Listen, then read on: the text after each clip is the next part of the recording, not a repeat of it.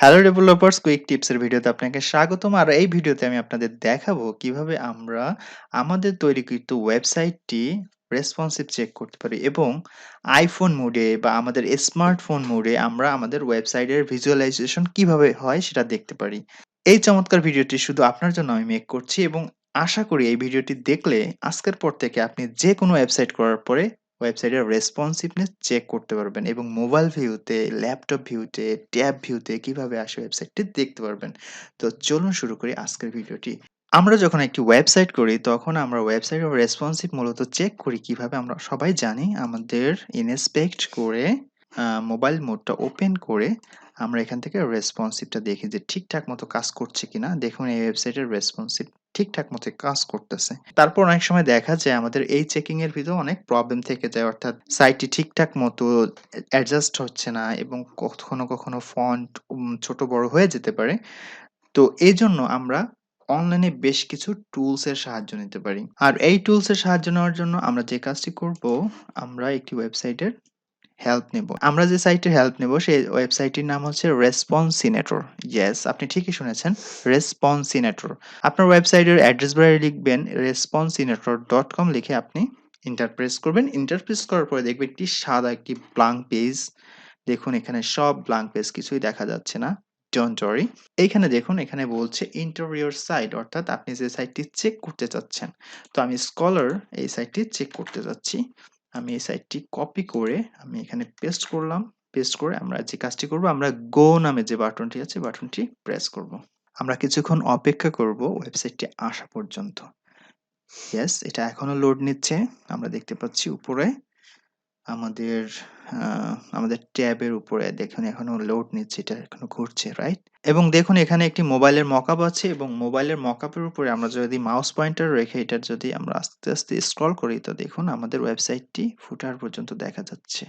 Yes, yes, yes, চলে আসতেছে সবকিছু ঠিকঠাক মতো, রাইট? তো এরপরে যদি আমরা স্ক্রল করি দেখুন এখানে আমরা আরেকটি ভিউতে দেখতে পাচ্ছি এবং এটি হচ্ছে iPhone EX এক্সপেন্সিভ ল্যান্ডস্কেপ, অর্থাৎ এই ফোনটি যখন ল্যান্ডস্কেপ মোডে আমরা দেখব তখন আমাদের ওয়েবসাইটটি কেমন দেখা যাবে এবং এখানে আমি যদি আবার স্ক্রিনের উপর মাউসটি রেখে স্ক্রল করি আমাদের সাইটটি লোড নেবে এবং আমরা যদি এই স্ক্রিনের বাইরে থেকে আমরা যদি স্ক্রল করি সেক্ষেত্রে আমরা আমাদের পেজের স্ক্রলিংটা হবে, রাইট?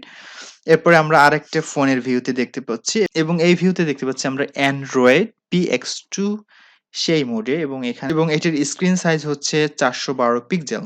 আমরা যদি এটার ভিউটা দেখি এখানে মাচ বেটার, আরো সুন্দর দেখা যাচ্ছে। হ্যাঁ?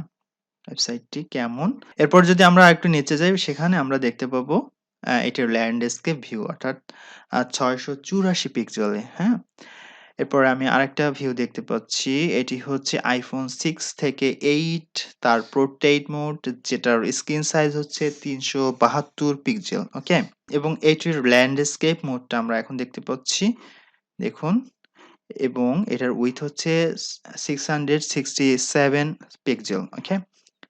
এরপরে আমরা আরো একটি মোড দেখতে পাচ্ছি। এটির মডেল হচ্ছে iPhone 6 থেকে 8 পোর্ট্রেইট উইথ 414 পিক্সেলের যে স্ক্রিন, সেই স্ক্রিনের, এবং এখানে আরো স্ক্রিন আছে। দেখুন এটি হচ্ছে iPhone 6 থেকে 8 ল্যান্ডস্কেপ এবং 736 পিক্সেল মোডে। এরপর আমি আরো নিচে যাই এবং এখানে দেখতে পাচ্ছি আমরা সম্ভবত এটি হচ্ছে আমাদের iPad, রাইট? ইয়েস।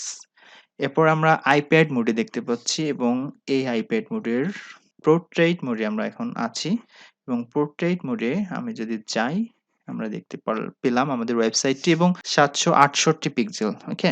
এরপরে আমরা আরেকটা ভিউতে দেখতে পাচ্ছি এটি হচ্ছে ল্যান্ডস্কেপ ভিউ iPad এর এবং এটির উইডথ হচ্ছে 1024 পিক্সেল। তো আমরা সব কয়টি ভিউ দেখে ফেললাম।